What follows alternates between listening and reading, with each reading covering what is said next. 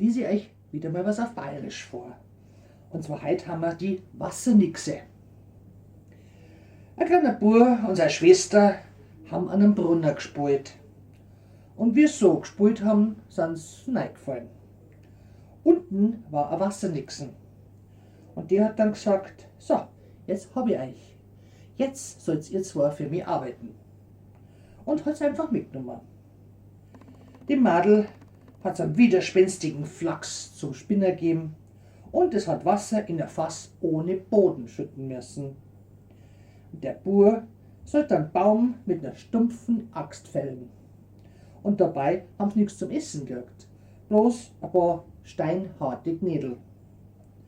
Denn die Kinder ist so elendig geworden, dass der Vogelaffer sind. Als die Nixe eines Sonntags in die Kirche gegangen ist.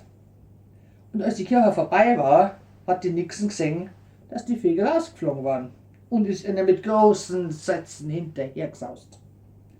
Die Kinder haben schon von Weitem gesehen und das Madel hat ein Bürsten hinter sich geschmissen. Es hat einen großen Bürstenberg gegeben, mit 1000 und 1000 Stacheln, über die die Nixen mit großer Mühe graben hat müssen. Dann hat der Bur einen Kamm hinter sich geschmissen. Das hat einen großen Kammberg mit 1000 mal 1000 Zinken gegeben.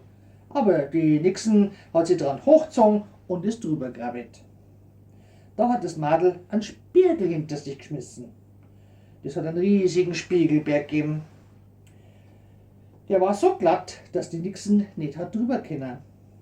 Da hat sie sich gedacht, ich geh schnell heim und hol die Axt, dann kann ich den Spiegelberg kaputt haben.